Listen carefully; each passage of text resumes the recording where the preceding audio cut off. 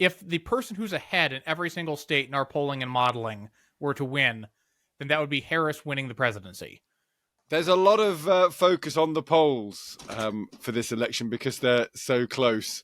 What do you make of where we are before we work out how we got here? Well, it's a very close race. That's the most important thing. We've done a lot of polling. We've done modeling.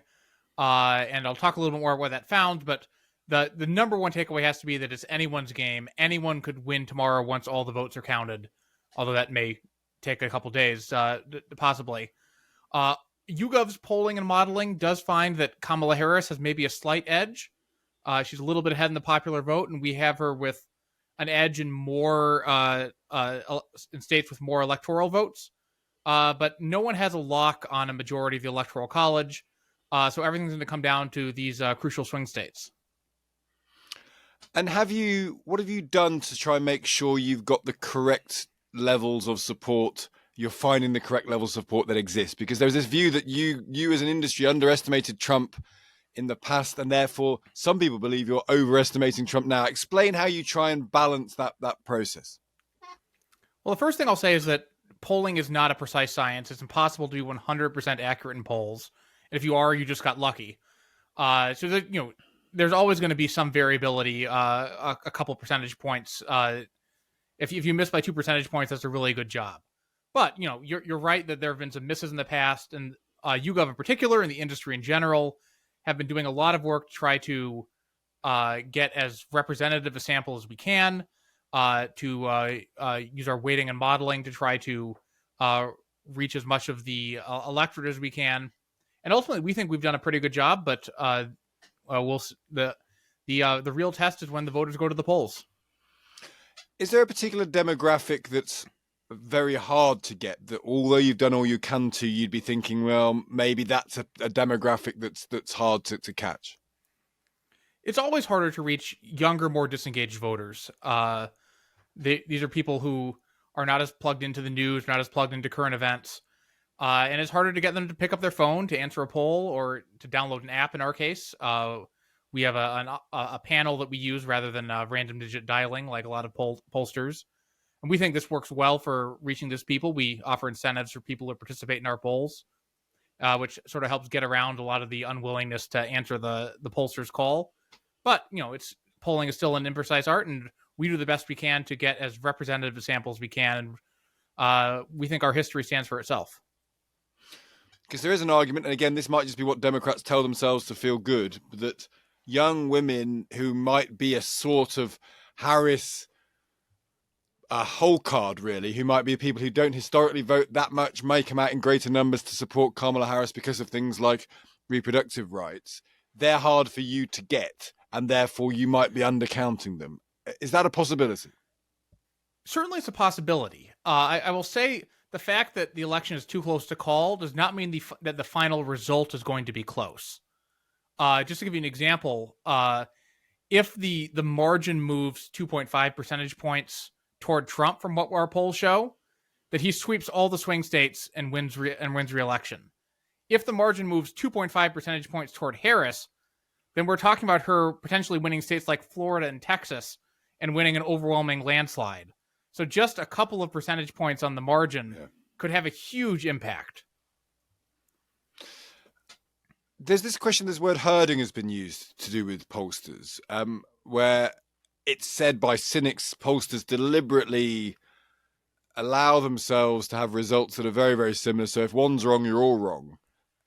Does Herting exist? How would that possibly work? Well, certainly I can't speak for what other pollsters do. I can say that with YouGov, the primary polls that we're using to project the election, we publish every poll we do of these key polls, like our partnership with The Economist, our partnership with Stanford, Arizona State, and Yale.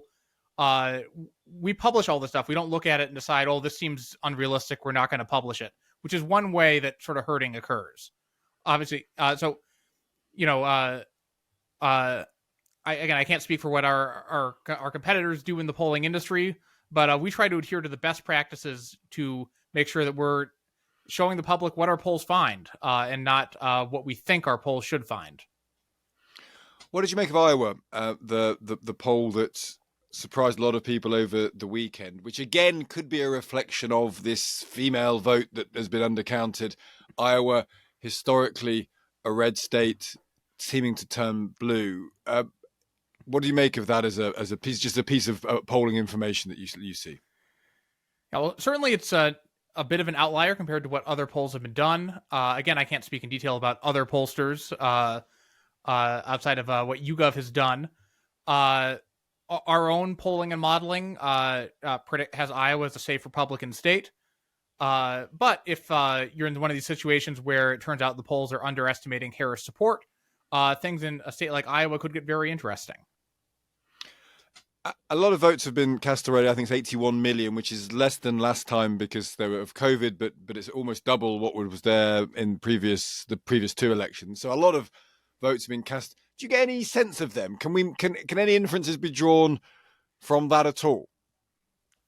Well, in our polling, we ask people whether they voted or not, and by what method. And in general, our polling finds that people who voted early are a group that leans toward Harris, and people who say they're waiting toward election day is a group that leans toward Trump. Overall, the balance is a very close race, maybe a slight edge to Harris. Obviously, if you're a political candidate, you'd rather have the votes banked from early voting than rely on people showing up on election day. But, a vote's a vote, whether it's cast early or at the polls on election day. So it's hard to say too much. And I think some people really like to try to read tea leaves from the early voting and try to predict how things are going. But we certainly stand by our polls, which, unlike the early voting, comes from a representative sample rather than the non-representative sample of people who were motivated enough to go cast their vote early. Yeah. And just finally, David, I'm sure you're not going to answer this question. It's too close to call, but your whole mortgage is on picking someone. Where do you go? Which way would you go? We won't hold you to it. You've seen a lot of the data. If you had to, I'm sure you can't say, but if you had to say, what would you say? Well, we've talked about this in a couple other events. If the person who's ahead in every single state in our polling and modeling were to win, then that would be Harris winning the presidency. Okay. It's obviously very unlikely for a pollster to be, called the winner in every single state correct. So we don't want to. We're trying not to hit that too hard. But that's why we say Harris has a slight edge, but not a major edge in this race. Yeah, can't say fairer than that, David. Great to speak to you. So interesting. We'll know in maybe 24, maybe 48 hours just how right these polls were. Thanks for joining us today. Thanks for having me.